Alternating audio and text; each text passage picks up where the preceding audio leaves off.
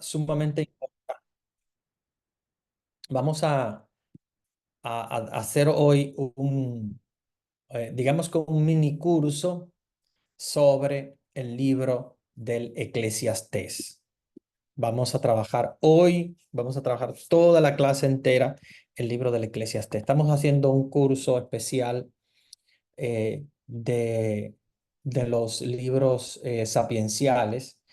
Y de hecho, el grupo que habíamos comenzado con la Biblia uno, o sea, el Antiguo Testamento, ahora comienza los sapienciales y hemos querido hacer este curso para todos, porque creo que es de inmensa sabiduría que podamos introducirnos más de lleno, en profundidad, en los libros sapienciales. Y vamos a dar hoy el curso sobre el Eclesiastés, que creo que es tan importante para todos, porque es la sabiduría. Acuérdense que el Eclesiastés eh, quiere decir sabiduría. Y es de una inmensa sabiduría para todos poder adentrarnos en lo que nos dice este libro, em, que a veces trae un poquito de confusión en cuanto a, a que hay dos libros que llevan un nombre parecido. Está el eclesiástico y el Eclesiastés. Y después está también el libro de la sabiduría, el libro de los proverbios, etcétera, ¿ok?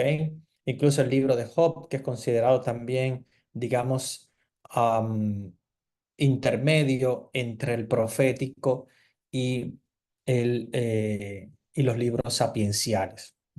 Porque tiene de profético, es un profeta Job, pero también tiene una sabiduría infinita.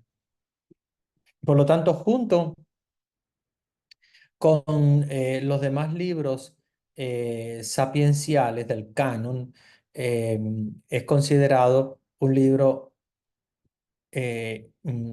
sapiencial y a la vez profético.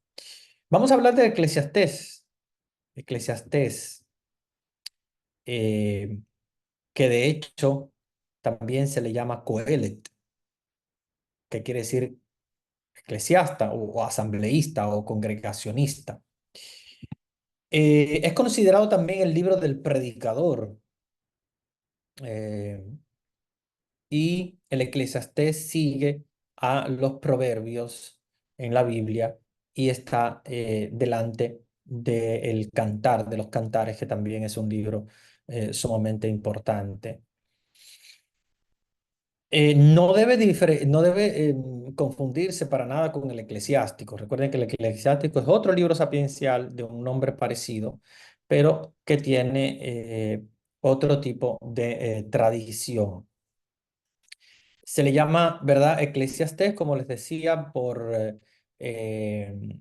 asimismo asumió el nombre como hombre de la asamblea, ¿verdad? El hombre que representa la asamblea, el vocero, y que toma la palabra con sabiduría para hablar. Y es por eso que en, en el libro del Eclesiastés, al inicio, comienza diciendo en el capítulo 1 palabras de Coelet, hijo de David, rey de Jerusalén. De hecho, ¿cuál es el autor del libro?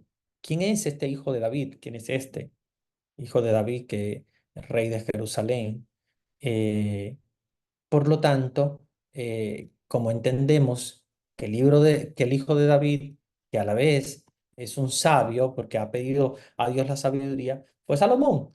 Entonces entendemos que haya sido, aunque no aparezca el nombre de Salomón, entendemos que se le atribuye la autoría a Salomón, no solamente por considerarse hijo de David, sino también por el hecho de que ha sido el rey de Israel, eh, que ha dominado con sabiduría. De hecho, él se llama hijo de David y rey de Jerusalén. Entonces, definitivamente, aunque no nos diga el nombre de Salomón, consideramos que es el rey Salomón. Eh, se han encontrado pedazos o fragmentos del Coelet en las cuevas del Qumran. Se recuerdan que el Qumran es un sitio arqueológico localizado en Palestina, donde, dada una excavación que se hizo am, muchos años atrás, se encontraron trozos, ¿verdad?, de la Biblia. Y estos textos bíblicos, que datan más o menos en torno a los años 100 y 70 antes de Cristo, fueron encontrados allí en esa comunidad judía antigua del Qumran, donde permanecen ahora en algunos museos. Y es interesante porque hay pedazos mm, de este libro del Eclesiastés en esas excavaciones. Eh, ¿Qué nos dice el libro? El libro del Eclesiastés tiene fragmentos muy hermosos, no es muy grande, es bastante reducido, pero vamos a escuchar. Empieza diciendo así, Eclesiastés 1:1. Palabra de Coelet, hijo de David, rey de Jerusalén. Esto no tiene sentido, decía Colette. Esto no tiene sentido. Nada a qué aferrarse. ¿Qué le queda al hombre de todas sus fatigas cuando trabaja bajo el sol? Una generación se va y viene la otra, pero la tierra permanece siempre. El sol sale, el sol se pone y no piensa más que en salir de nuevo. Va el viento hacia el sur, luego gira hacia el norte y girando vuelven sobre sus giros. Todos los ríos van al mar y el mar jamás se llena. Por los mismos cauces que venían sus caudales ha pasado de nuevo su curso. Hay mucho que decir. Uno se cansaría de tanto hablar. El ojo no termina de ver, el oído nunca termina de oír. Pero lo que pasará es lo que ya pasó. Y todo lo que se hará ha sido nuevo, ha sido ya hecho. No hay nada nuevo bajo el sol. Si algo sucede y te dicen, mira, esto es nuevo, no es así. Las cosas que observan nuestros ojos ya pasaron en los siglos anteriores. Nadie se acuerda de las cosas de antaño. Será lo mismo con los asuntos actuales y de todo lo que pueda ocurrir en el futuro. Un día nadie más se acordará. Yo, Coelet, he sido rey de Israel en Jerusalén y me dediqué a investigar y comprender todo lo que se hace bajo el sol. Pero es una tarea ingrata que Dios ha dado a los hombres. Todo es para humillarlos. Miré de cerca todo lo que se hace bajo el sol. No tiene nada. Se corre tras el viento. No puede enderezarse lo que está torcido. No puede corregirse lo que falta. Debí convencerme, estoy más adelantado en sabiduría que todos los que reinaron antes de mí en Jerusalén. Acumulé los conocimientos y el saber, me dediqué a ver dónde están la sabiduría, la ciencia, la estupidez y la locura. Pero ahora veo que aún esto es correr tras el viento. Cuanto mayor sabiduría, mayores son los problemas. Mientras más se sabe, más se sufre. Vean qué hermoso, ¿verdad? Estamos hablando evidentemente de Salomón, porque nos está hablando de sabiduría y nos está hablando de alguien que reinó en Jerusalén. Al parecer está hablando de los últimos años de su vida. Es evidente que en aquella época pues no duraban mucho. Acuérdense que producto de las enfermedades era muy fácil morir. Pero qué interesante, ¿verdad? Qué hermoso cuando nos está hablando que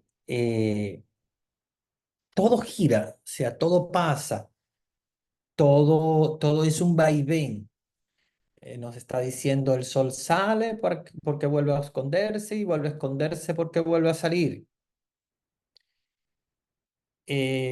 Todo lo que ya vimos ya han pasado siglos atrás. Y vean qué bonito porque si ustedes se dan cuenta, en la actualidad, después de tantos años de haberse escrito este libro, nos estamos dando cuenta que también ha pasado lo mismo que ha dicho el autor. O sea, vuelven a pasar los días, pasan los días uno tras el otro, y como que a veces si uno no le da el sentido a la vida, entonces todo es como un desvanecer, es un desvanecer. O sea, que de alguna manera, si nosotros vivimos la vida simplemente en que sale el sol y vuelve a esconderse y luego sale para volver a esconderse, en la vida no tiene sentido ninguna. Y aquí es donde entonces viene la sabiduría de Dios a responder ante este vaivén, de alguna manera, ¿verdad? De las cosas, de la vida, mm, digamos, de lo perecedero, porque todo es perecedero. Todo como tiene su inicio, tiene su fin. Imagínense que Salomón reinó hace muchísimos años atrás y después de eso han vuelto a salir el sol y a esconderse muchas, pero muchas veces. Sin embargo, sigue allí. ¿Y por qué sigue? Porque en la sabiduría de Dios todo lo material es pasajero, pero hay algo que permanece. Y nosotros obviamente estamos conscientes de que quien permanece es Dios. Y Dios es el que nos está dando la sabiduría. Vean cómo eh, a veces se puede comparar este Eclesiastés capítulo 1 con otros versículos de la Biblia. Pongamos el Salmo 39:5 que dice, He aquí, Él dio a mis días un tramo de longitud. Mi vida no es nada ante ti. De hecho, cada hombre como firme es pura vanidad. O sea, vean cómo este versículo destaca esa idea de que la vida está pasando, se nos está pasando, se nos escapa entre las manos. A veces no abrimos los ojos y decimos, bueno, ¿cuántos años tengo ya? Y cómo ha pasado el tiempo, ¿verdad? Después que nací, que me hice joven, adolescente y tal. Vean, el hermano que hablaba al inicio, ahora con sus hijos ya graduados, pero así pasará años y nos veremos viejitos y ya estos hijos, bueno, pues ya casi, pues retirándose, ¿no? Porque la vida es precisamente eso, un pasar. Ahora, el kit de la cosa es descubrir lo que es perecedero de todo eso. Porque si nos damos cuenta, todo es perecedero. Incluso hasta un título, ¿verdad? Universitario, porque luego te retiras y ni siquiera ya después te sirve. Incluso lo mismo que nosotros muchas veces consideramos que es importante, como una casa, un carro o cualquier cosa aunque para nosotros sea importante, al final resulta ser perecedero y se va y se desvanece. Pero de todo siempre hay algo que permanece y es lo que nos da el sentido a nuestra vida. Y ahí donde viene la sabiduría de Dios a decirnos, todo pasa, nada queda, pero Dios permanece. Como decía Santa Teresa, se recuerdan, a mí me encanta mucho esa frase suya. eh, que dice, Dios no se muda, ¿verdad? Todo pasa, todo pasa, Dios no se muda. Dice, la paciencia todo lo alcanza, quien a Dios tiene, nada le falta, solo Dios basta.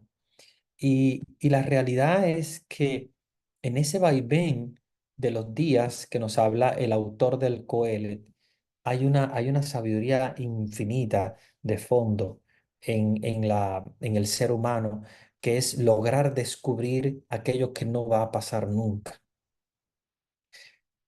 y que nosotros llamamos Dios.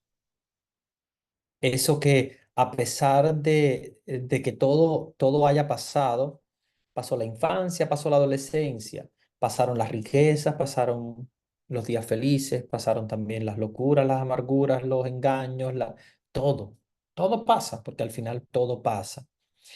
Sin embargo, en todo ese vaivén, como dice el mismo Coelho, vean que todos los ríos van al mar, pero al final él no se llena, siguen pasando, porque es como si fuera un ciclo. A pesar de todo, al final hay algo que queda, y eso que queda nosotros le llamamos Dios, que es el que queda. De hecho, eh, Dios ha estado desde siempre y para siempre, desde Salomón y desde antes de Salomón y desde después de Salomón. Esto nos ayuda a nosotros también a empezar a descubrir el sentido de nuestra vida. Porque una vida sin sentido es un vaivén. Te levantas, te acuestas, sale el sol, termina, los ríos llegan al mar. ¿Ven? Lo mismo del Coelho, lo mismo de Eclesiastés capítulo 1, pero hay algo que permanece. Hay un sabio griego que decía que nosotros no nos podemos bañar dos veces en el mismo río. Decía, no te puedes bañar dos veces en el mismo río. Y él decía, claro, no puedes, porque si tú te bañas una vez en ese río, cuando tú vengas a bañarte la segunda vez, aunque sean 2 minutos, 2 segundos después, ya no va a ser el mismo río, que ya el agua pasó. Y él decía, todo fluye, no te puedes bañar dos veces en el mismo río. Cuando tú vas a ese lugar del río, ya no es el mismo río, porque ya esa agua pasó, ya te estás bañando con otra agua. Y es interesante porque eso viene mucho a colación con esto que nos dice que todo fluye, todo pasa y, y la realidad es que algo siempre permanece, que es la presencia de Dios. A pesar de todo, Dios es el que siempre permanece. Pueden pasar las cosas, pueden pasar los bienes materiales, se acaban, vienen, se van. También nosotros, también la familia, también todo. Todo al final pasa, porque estamos en un mundo que fluye. Dios nos ha colocado en un mundo que fluye. Para que nos demos cuenta de que hay una sola certeza que permanece para siempre, y ese es Dios. Es como que Dios nos ha puesto en un lugar donde todo fluye, fluye, fluye, fluye, y tenemos una sola cosa a donde agarrarnos que permanece. Como si estuviéramos en ese río. ¿Se recuerdan lo que les hablaba del río? Que va, que fluye, que pasa, pero que no tenemos certeza ninguna, pero hay una rama, hay algo que permanece siempre, a la cual uno se agarra, se logra aferrar y es a la presencia de Dios. O sea que todo lo que nosotros vivimos a nuestro alrededor, a pesar de que nos crea un poquito mm, ¿cómo diríamos?, de tristeza también, de ansiedad, porque va corriendo muy a prisa. Ya ves que tus hijos se van, desde que tú hace poco los viste pequeñitos, ya van siendo grandes y ya se gradúan y ya después, poco a poco, pues también ellos van terminando sus carreras y pasan etapas y etapas, etapas y todo fluye y tú tienes como que agarrarte en ese correr de las aguas del río, agarrarte a una y aferrarte a una certeza que es la presencia de Dios. Vean el capítulo 2. Me dije, vamos, encontremos la alegría y que yo pruebe la felicidad. Pero eso también no es más que un viento. Vean qué bonito, a mí me encanta porque este libro es hermoso, tiene 12 capítulos nada más, pero es hermoso. Dice, pero ese también no es más que un viento, que pasa también la alegría. Acabé diciendo, la risa, una estupidez. ¿La alegría para qué? Pues en mi búsqueda de la sabiduría me había entregado a los placeres del vino. Quería vivir la experiencia de la locura para saber al fin lo que conviene a los hombres que hagan bajo el cielo durante los contados días de su vida. Bien, contados en aquella época, pues más contados aún, porque acuérdense que había muchas enfermedades y morían muy rápido y no había tanta, o sea, como ahora, la cura médica como ahora. Emprendí grandes obras, me edifiqué casas, me planté viñas, me arreglé jardines y huertos, planté allí todos los árboles frutales, me hice cavar cisternas para regar mis plantaciones, compré esclavos, hombres y mujeres, y otros me nacieron en mi casa. Tuve rebaños de ganado mayor, de ganado menor, mucho más que cualquiera ante mí en Jerusalén. Amontoné el oro y la plata, todas las riquezas que me venían de los reyes y de las provincias. Tuve cantantes y coristas, y lo que más deleitaba al hombre, mujeres, muchas mujeres. Llegué a ser grande, superé a todos los que me habían precedido en Jerusalén y mi sabiduría no me abandonaba. Todo lo que mis ojos deseaban me lo concedí, no hubo placer del cual no me haya privado, pues encontraba mi alegría en lo que hacía. Así al menos recogía el fruto de mi trabajo. Luego reflexioné en todas las obras que había emprendido y en todas las molestias que me había costado su realización. Pues bien, no se retiene nada, se corre tras el viento. No hay nada que ganar bajo el sol. Pues me planteé la pregunta de la sabiduría, de la estupidez y de la locura. ¿Cómo será que me sucederá cómo será el que me sucederá en el trono? Se sabe, obviamente, lo que hizo, ¿verdad? Salomón. Vi que la sabiduría aventajaba a la locura, tanto como la luz a la oscuridad. El sabio tiene los ojos abiertos, mientras el tonto camina en la oscuridad. Pero también sé, para todos no hay más que una misma suerte. Me dije, si la suerte del insensato es también mi suerte, que he ganado con mi sabiduría. Y también en esto me he visto que uno se afana por nada, pues a la larga no se acuerdan más del sabio que del tonto. Y si todo recuerdo ha de perderse en el futuro, ¿cómo hablar de sabiduría y de la locura? Y encontré la vida detestable. Para mí todo lo que se hace bajo el sol es un mal negocio. Todo se nos escapa, se corre tras el viento. Me puse a detestar todas las molestias que me había dado bajo el sol, puesto que debo dejarlo todo al que vendrá después de mí. ¿Quién sabe si será sabio o insensato? Pero él será quien recogerá el fruto de mis trabajos bajo el sol, en los que empeñé a la vez mi sabiduría y mis preocupaciones. Así es como todo se nos escapa. Comencé pues a arrepentirme de todo aquello por lo que me había afanado bajo el sol. Después de haber trabajado con inteligencia, sabiduría y habilidad, uno tiene que dejárselo todo a otro que nada ha hecho. Muy pésimo negocio es este. Todo se nos escapa. ¿Cómo gozará el hombre de todo aquello por lo cual ha trabajado bajo el sol en medio de tantas fatigas y preocupaciones? Pues todos sus días han sido penosos, a tal punto que perdí el sueño y aún de noche su corazón no descansaba. Eso es algo que no tiene sentido. Lo único que el hombre puede esperar es comer, beber y pasarlo bien. Pero he visto que también en esto está la mano de Dios. Pues ¿quién puede comer o beber si no es gracias a Él? Dios da a quien quiere la sabiduría, la ciencia y la alegría. El pecador tendrá la carga de amontonar y de enriquecerse para que todo pase a manos del que agrada a Dios. También allí habrá decepción, se habrá corrido tras el viento. Vean qué interesante, ¿verdad? Porque nos está diciendo, evidentemente, que él siente que todo va pasando, se preocupa por quién vendrá detrás, pero que así, a pesar de haber amontonado todo eso, esclavos, mujeres, vino, de haber probado todos los placeres de la vida, nada les estaba dando el sentido. Se refugia en la sabiduría, pensando que la sabiduría es la que le va a dar entonces el sentido.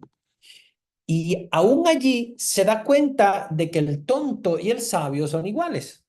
O sea, que él se da cuenta de que a pesar de que él era el sabio, Salomón, a pesar de que él se da cuenta de que era el, el que había recibido la sabiduría de Dios, no tenía ninguna diferencia con el sensato, con el tonto, ¿verdad? Como le llama él.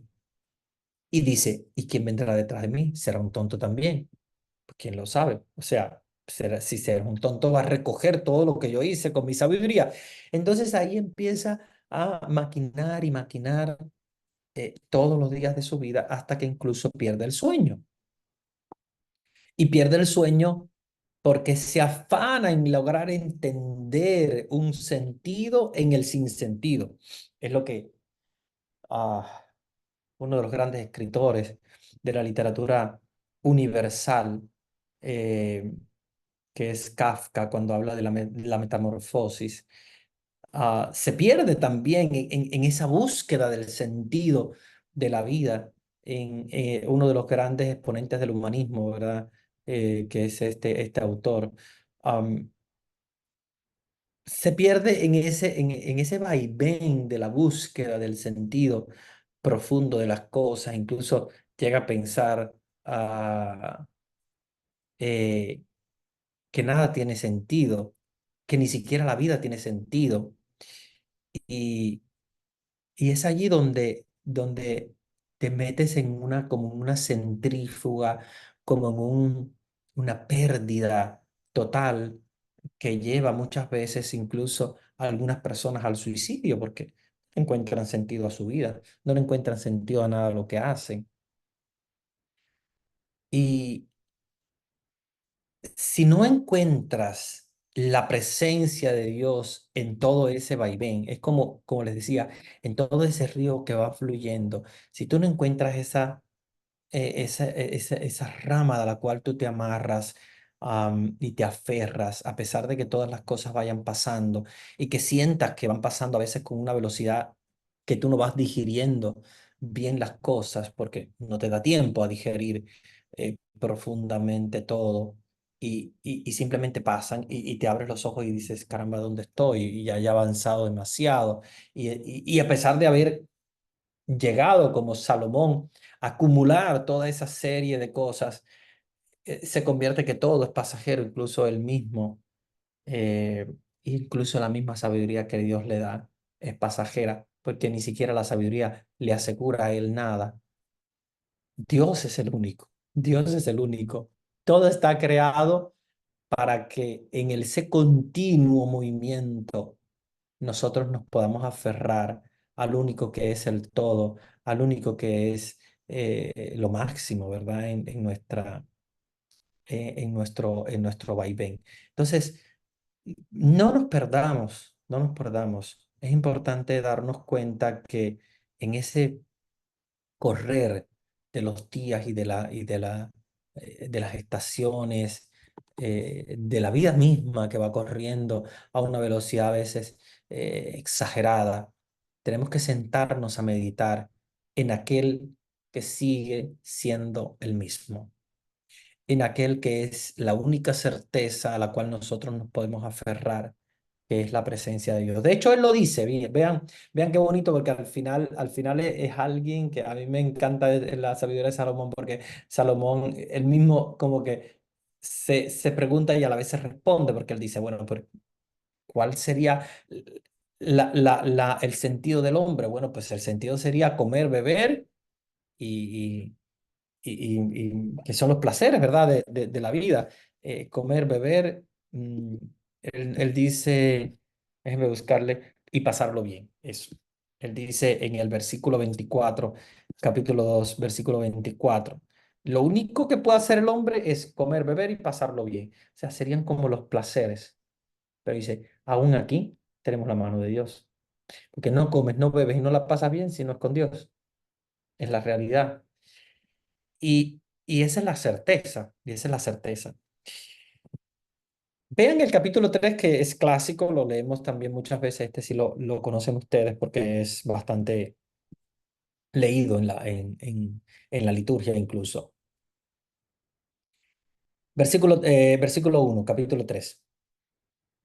Hay bajo el sol un momento para todo y un tiempo para hacer cada cosa.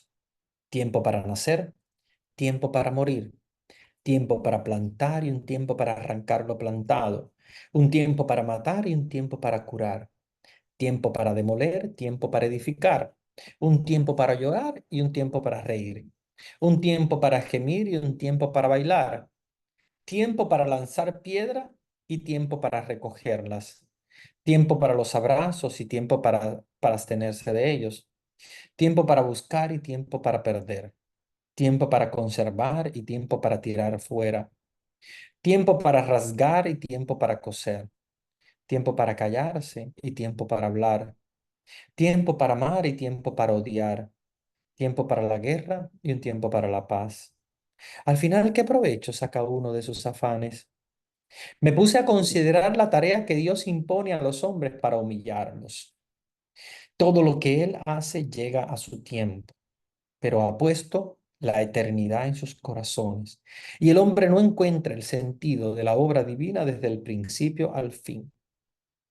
Vi entonces que su verdadero bien es la alegría y hacer el bien durante su vida. Si uno puede comer y beber, mm, encuentra la felicidad en su trabajo, eso es un don de Dios. Vi que todo lo que hace Dios perdura para siempre y no hay nada que añadirle y nada que quitarle. Y Dios actúa de manera tal que se le respete. Lo que es ya lo que ya existió, lo que será, ya fue. Lo que es ya existió y lo que será ya fue. Dios va a rebuscar en lo que ya pasó. Vi otras cosas bajo el sol. En vez de derecho se encuentra la injusticia. En la sede de la justicia se sienta el malvado. Y me dije a mí mismo, Dios juzgará al justo y al malo, pues hay tiempo para todo y nada escapa de su juicio. Me dije a mí mismo pensando en lo que es el hombre. Dios los pone a prueba. Les demuestra que no son más que animales, pues hombre y bestia tienen la misma suerte. La muerte es tanto para uno como para el otro. El aliento es el mismo y el hombre no tiene nada más que el animal. Esa es otra cosa que no tiene sentido. Que todo vaya al mismo lugar, todo viene del polvo y todo vuelve al polvo. Recuérdense la frase que usamos para iniciar la cuaresma. Todo viene del polvo y al polvo retornará. ¿Quién dirá si el aliento del hombre parte a las alturas y el del animal baja a la tierra? Y vi que lo único que el hombre puede esperar es gozar del fruto de sus obras, porque es una condición. Pero ¿quién le dará a conocer lo que pasará después? Capítulo 4. Pensé además en todos los abusos que se cometen bajo el sol. Vi las lágrimas de los oprimidos y no hay nadie que los consuele. Sufren la violencia de sus opresores y no hay nadie que venga en su ayuda. Por eso felicitaré al muerto, porque es muerto, más bien que el vivo, porque todavía vive. Y más feliz que uno y otro es el que todavía no existe, pues no ha visto todo el mal que se comete bajo el sol. Si miro todo el trabajo que los hombres se dan, toda la carrera tras el éxito, esto no es más que envidia del uno para el otro. Todo es insensato, se corre tras el viento. El tonto que se cruza de brazos devora su propia carne. Pero gozar del descanso cuando una mano está llena vale más que el tormento de llenar la otra mano. Pues vi bajo el sol otra cosa absurda, un hombre solo que no tiene a nadie, ni hijos ni hermanos, y que no deja de extenuarse trabajando, nunca se siente lo bastante rico. Pero ¿para quién trabaja? ¿Para quién son esas privaciones? Ese es un mal negocio que no tiene sentido. Dice, más vale estar que a dos que solo, el trabajo rendirá más. Si uno cae, su compañero lo levanta, pero ay del que está solo si cae, nadie lo levantará. De igual modo, si se acuestan juntos, se calentarán, pero nadie calentará al que está solo. Si uno está solo, lo pueden atacar, pero acompañado podrá resistir. Y si el hilo es triple, no se cortará fácilmente. Más vale un muchacho pobre con un buen criterio que un rey viejo y tonto que no sabe pedir consejos. Y esto, aunque haya pasado de la prisión al poder o aunque haya nacido como el último de todos en el reino, Y vi que todos los que viven bajo el sol se ponían del lado del nuevo, del joven que asumía la sucesión. Interminable era la multitud de los que venían a rendirle homenaje. Un día, sin embargo, no estarán más contentos con él. Esas son pues cosas que no duran. Se corre tras el viento. Mira dónde pisas cuando vayas a la casa de Dios. Presenta la ofrenda como un hombre prevenido, no como los tontos que ofrecen el sacrificio y no ven que hacen el mal. Vean qué bonito cómo él se está dando cuenta que ya está en la vejez. Se está dando cuenta que ya su vida va pasando y se da cuenta que viene alguien detrás de él. Vean que está hablando precisamente de la sucesión en el trono. Sucesión a la cual él obviamente no estaba preparado, Salomón, en ese momento.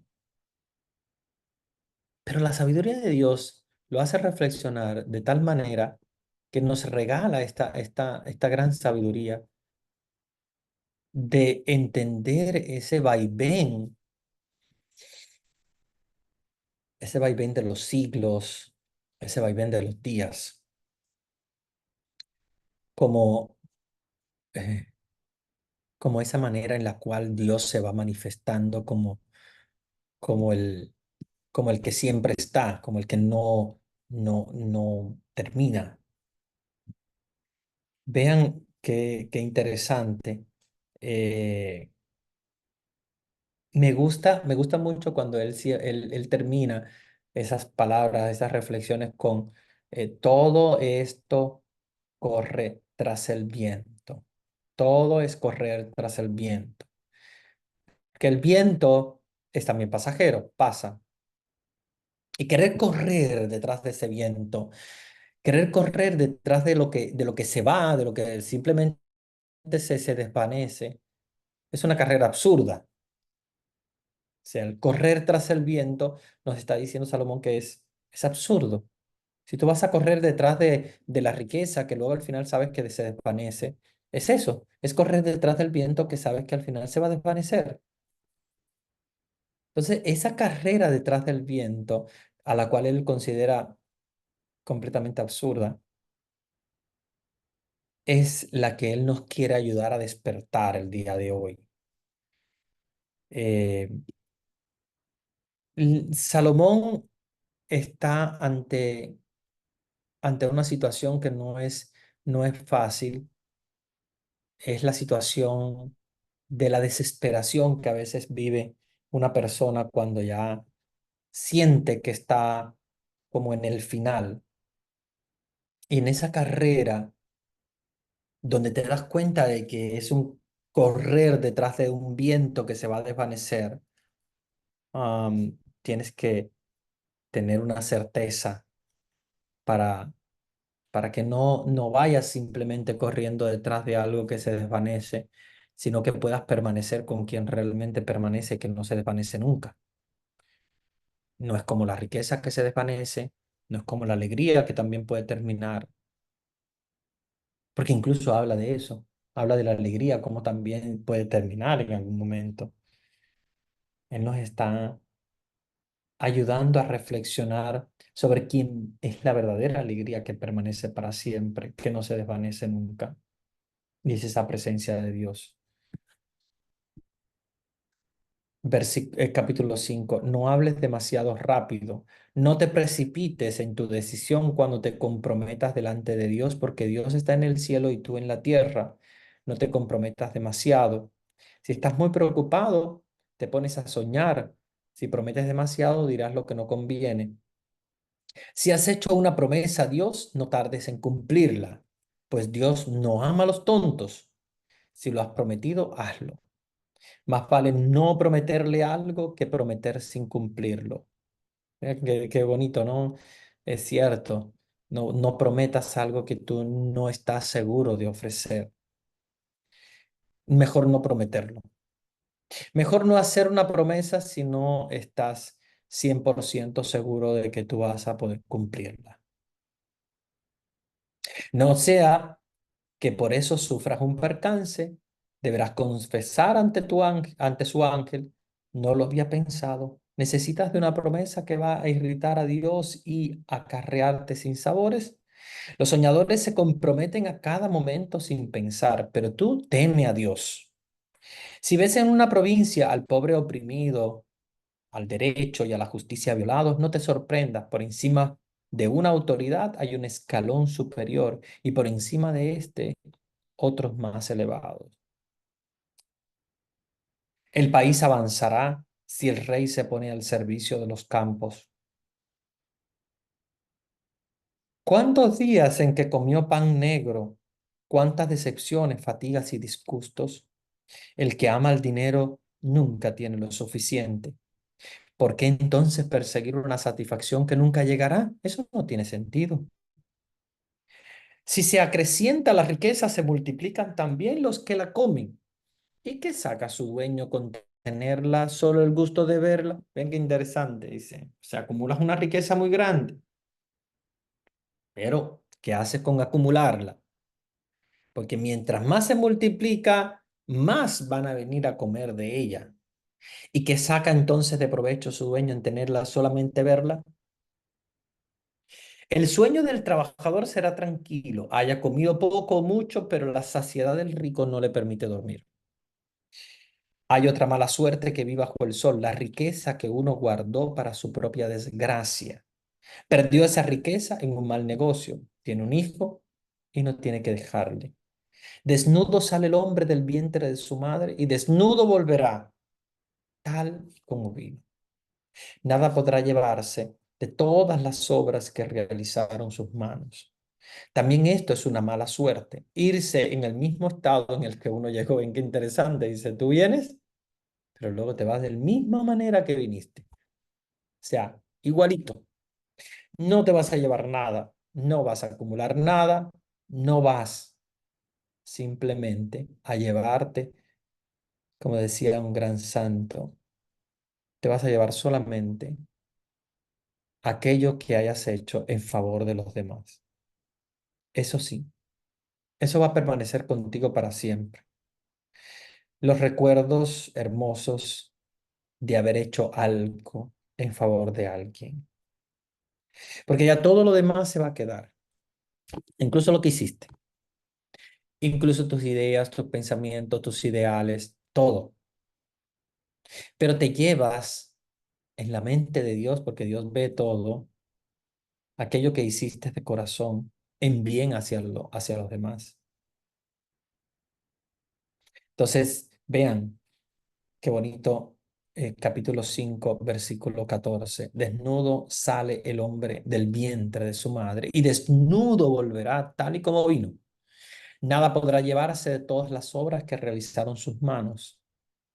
También esto es mala suerte. Irse en el mismo modo que uno llegó. ¿Qué más ha hecho sino trabajar para el viento?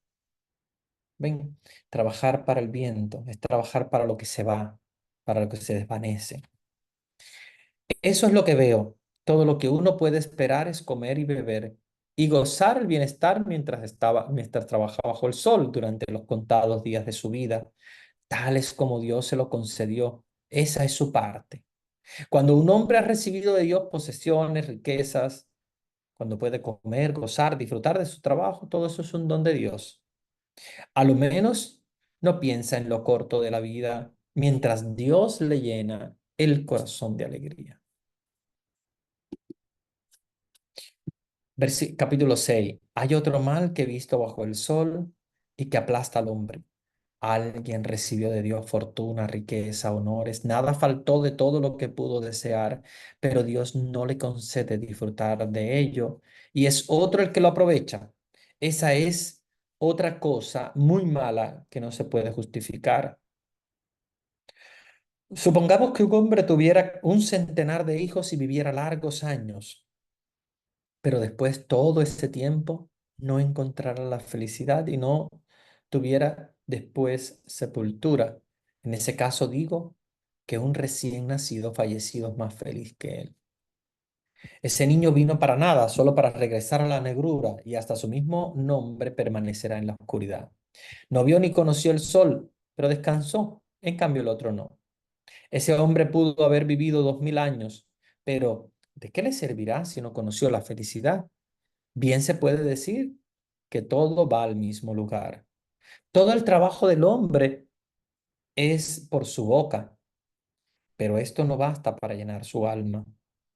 ¿En qué aventaja el sabio al tonto? ¿En qué sale ganando el pobre cuando sabe comportarse en la vida? Más vale creer en lo que se ve que dejarse llevar por sus deseos, pues allí también no se retiene nada y se corre tras el viento. Todo lo que existe ya ha recibido su nombre y se sabe lo que es un hombre. No puede discutir con alguien más poderoso que él. Muchas palabras, habrá mucho vacío. ¿Qué se habrá ganado? ¿Quién sabe cómo debería vivir el hombre durante sus días contados y frágiles que pasan como sombra? ¿Quién le revelará al hombre lo que pasará bajo el sol después de él? Una buena reputación vale más que un buen perfume. El día de la muerte pasa, pues antes que el del nacimiento. Anda a la casa que está de duelo más que a la que está de fiesta. Verás el fin de todo hombre. Al que vive le da para pensar. Es interesante cómo dice, van más gente a la casa del que muere que a la casa del que está de fiesta. Y es cierto, y es cierto. Más vale el pesar que la risa. La risa en el rostro promete un mejor corazón. La casa en duelo da para pensar los sabios. Los tontos no piensan más que en la casa alegre. ¿Sí? Donde hay alegría no hay pensamiento, no hay reflexión. Donde hay tristeza, sí, porque la misma tristeza a veces te hace reflexionar y pensar, porque buscas una vía para salir de la tristeza. Vean cómo eh, todo este libro del Eclesiastés una, nos da una enseñanza, esa enseñanza hermosa de poder descubrir que bajo el sol vivimos constantemente en un vaivén, vivimos constantemente en como el viento, como él dice, el viento, un devenir histórico. Pero quisiera leerles el capítulo último, que es el capítulo 12, porque ya todos estos capítulos más o menos nos van llevando a la misma idea, que es la idea del devenir de los días y del pasar del tiempo, inútil, ¿verdad? De por algunas cosas.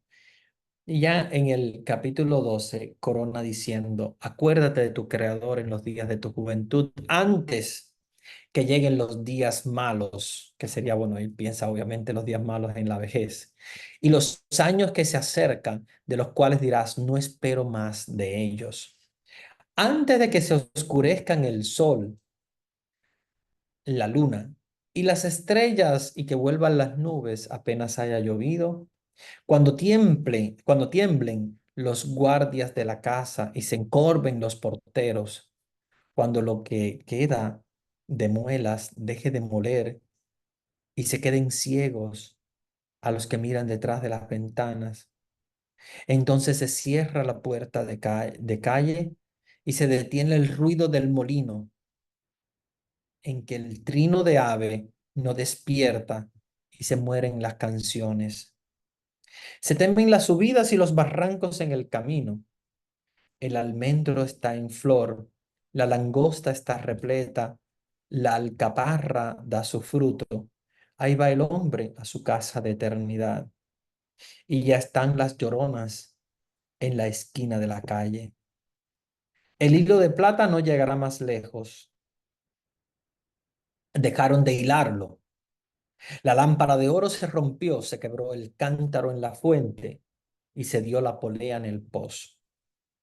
El polvo vuelve a la tierra de donde vino y el espíritu sube a Dios que lo dio. Esto no tiene sentido, decía Coelet, nada a qué aferrarse.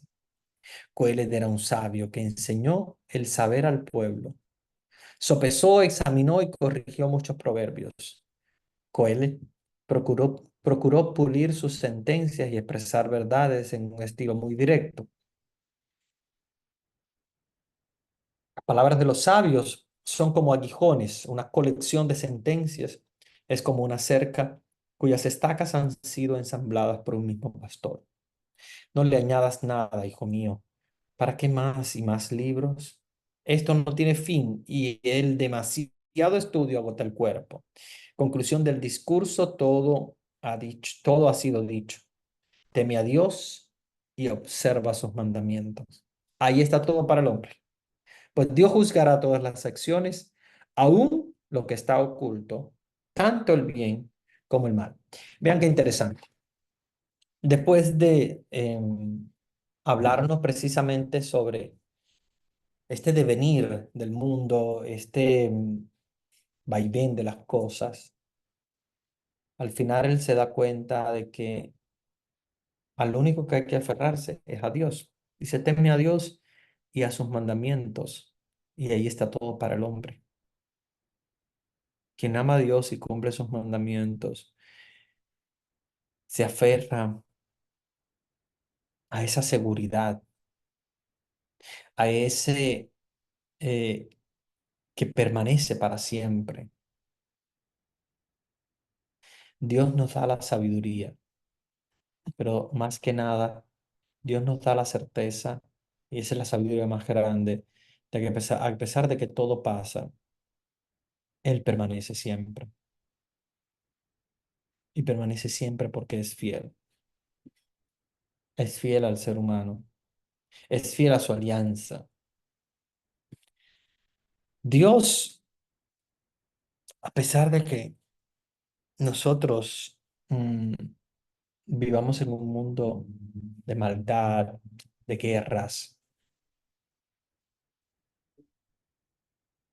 a pesar que vivamos en un mundo de ese vaivén de los días, de ese agotamiento constante de correr detrás del viento, como dice él, el viento se desvanece, el viento pasa. Sin embargo, el Espíritu de Dios permanece. El Espíritu de Dios permanece y la presencia de Dios permanece en nuestras vidas. Vamos a tratar de nosotros quedarnos con esta reflexión el día de hoy de la Eclesiastés. Todo puede pasar, todo puede agotarse y solo Dios permanece.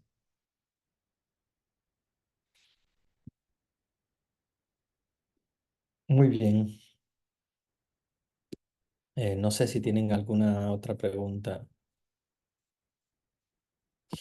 Hay una pregunta que me hicieron al privado. Dice, dice, buenas noches, padre, tengo dos preguntas, pero son de la clase pasada. ¿Cuál es la definición, diferencia entre Islam y musulmán? ¿Podríamos decir que el cristianismo generó o es resultado de un cisma en el judaísmo?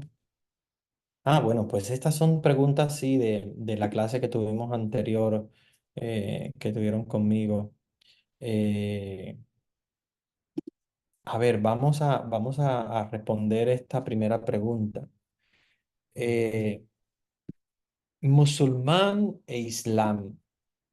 Eh, el Islam, como ustedes saben, es una religión, ¿verdad? El islamismo. Eh, el islamismo no quiere decir que sea precisamente eh, que todos, por ejemplo, los árabes sean musulmanes. Hay muchos árabes también cristianos. La mayoría son religiosos, la mayoría de los árabes, pero no todos. Y bueno, si te estás refiriendo a la división de las religiones, ¿verdad? Que hablamos la vez pasada, el Islam forma parte de una de las religiones abrahámicas, o sea, que viene de Abraham, como yo les decía. Es de las tres religiones monoteístas, porque acuérdense que anteriormente el mundo había presenciado religiones politeístas todas. Sin embargo, con el Islam, el judaísmo y el cristianismo vienen las tres religiones del libro, que se llaman del libro sagrado, porque obviamente eh, son religiones que tienen un libro sagrado. Eh, el Islam tiene el Corán. eh, los judíos pues tienen la Torá, que es el Antiguo Testamento para nosotros. Y nosotros los cristianos tenemos la Biblia. El Islam es una religión. El islamismo es una religión que obviamente parte de, digamos, la profecía de Mahoma. A pesar de que sea nacida con la tradición de Ismael, eh, es una religión que nace a través de especialmente del profeta Mahoma, que es el que congrega esta religión. Sabemos que ellos le llaman Alá, a Dios. Eh, y obviamente es una religión ah, que, que tiene también su congregación, tiene sus estructuras, es monoteísta, obviamente cree en un solo Dios, tiene un libro que es el Corán, que es como la Biblia para ellos, y el islamismo es una religión. Eh, sin embargo, el musulmán es la persona que es considerada eh, como el religioso de la religión islámica, ¿verdad? Se le llama también maometano, ¿verdad? Por donde viene de Mahoma, musulmán, viene de maometano, de Mahoma. Y no es más que el musulmán, no es más que el que acepta la religión islámica, que cree en un solo Dios y que acepta a Mahoma como el profeta de Dios, el mensajero. Entonces, digamos que desde el punto de vista de las diferencias, podemos decir que el Islam es la religión y el musulmán es el que profesa esa religión, ¿ok? Para que más o menos tengas una idea. Eh, la segunda pregunta, ¿podríamos decir que el cristianismo generó o es resultado de un cisma en el judaísmo? No. No podemos decir que hay un cisma en el judaísmo, lo cual los cristianos forman parte de ese cisma, no. El cristiano sí viene de la religión judía, porque Jesús era judío, pero no hay un cisma. Un cisma sería, por ejemplo, que asumiéramos la religión judía, hiciéramos nosotros como digamos algo aparte de la religión judía. Sin embargo, no. Sin embargo, el cristianismo parte de cero. Hay una tradición judía que viene de los profetas, los reyes, etcétera. Sin embargo, la religión cristiana parte de cero desde la predicación de Jesús. Por lo tanto, no podemos decir que es un cisma. Si fuera un cisma, nos pareciéramos un poquito más a los judíos. De hecho, dentro del judaísmo hay cisma, aunque ustedes piensen que no, sí, hay cisma. De hecho, ahí hay grupos de judíos que son más conservadores, por ejemplo, en sus vestimentas y en todo, son ultra, ultra, ultra, ultra conservadores, súper conservadores algunos judíos. Sin embargo, por la otra parte, podemos encontrar algunos judíos que son un poquito más abiertos. De hecho, ellos tienen sus nombres. Hay unos que son Hasidim o algo así. Tienen nombres un poco extraños, pero sí, esos son cismas, cismas que se crean dentro de la religión judía. Ya ellos se reúnen mm, tipos, ¿verdad?, de religiones. Hay algunos que son un poco más conservadores, otros son más abiertos, pero sí, realmente hay dentro del judaísmo hay cisma. La religión cristiana no, porque la religión cristiana sale completamente con una realidad única, con una realidad única completamente. Entonces, de ahí nosotros podemos entender por qué no es una religión el judaísmo. Perdón, no es un cisma el cristianismo. Buenas noches, Padre Humberto, qué bonito volverlo a oír. Gracias. Quería comentarle que con la pandemia esto lo aprendimos, es decir, mucha gente perdió la vida, ujú, es la realidad. Y ni con todo lo que teníamos se pudo hacer algo. Aprendimos que tenemos que construir algo más grande que lo material. Sí, definitivamente la pandemia nos enseñó mucho. Y una de las cosas que enseñó fue esta. Tenemos que aferrarnos, porque las cosas pasan. La pandemia hizo que mucha gente que tuviese un poquito de riquezas la perdiera. La pandemia hizo que mucha gente que pensaba que tenía salud, al final no la tenía. Y yo creo que nos hace, claro, reflexionar. La pandemia nos ayudó también a reflexionar cómo, a pesar del vaivén y de la desesperación, pues siempre hay un punto firme al cual nosotros nos podemos aferrar. La otra pregunta, no había leído este libro y qué bonito, qué real lo que dicen, no, no recordamos a Dios más que en lo malo. Sí, ciertamente es eso y tiene una enseñanza muy bonita, sobre todo recordarlo en todo momento. Padre, me gustó mucho lo que habló hoy. Puede escribir el libro y autor. Sí, el libro se llama Eclesiastés, Eclesiastés o Coelet. Y el autor es Salomón, pero lo pueden buscar ahí en la Biblia como Eclesiastés. Padre, me gustó mucho lo que habló hoy. Puede escribir, ya, eso sí lo puse. Buenas noches, mis más sinceras felicitaciones por la reflexión de los capítulos 5 y 12 de Eclesiastés. Es una triste realidad que con solo la ayuda de Dios podemos valorar la ley a través de los 10 mandamientos. Abrazos desde Guatemala. Muchas gracias a ti también. Padre Humberto, Dios permite a veces lo malo para pulirnos. La realidad no es solamente que Dios permite lo malo, es que todo eso forma parte de la enseñanza hacia el hombre. El hombre tiene que aprender. Y el hombre tiene que entender también que a pesar de que todo fluya, a pesar de que hay mal a nuestro alrededor, nosotros podemos siempre aferrarnos al bien y podemos siempre aferrarnos a lo que no cambia, que es la presencia de Dios. Muy bien, bueno, se nos ha pasado ya la hora de la Biblia. Voy a darles la bendición. El Señor esté con ustedes. Y con tu espíritu. Y la bendición de Dios Todopoderoso, Padre, Hijo y Espíritu Santo, descienda sobre ustedes y permanezca para siempre.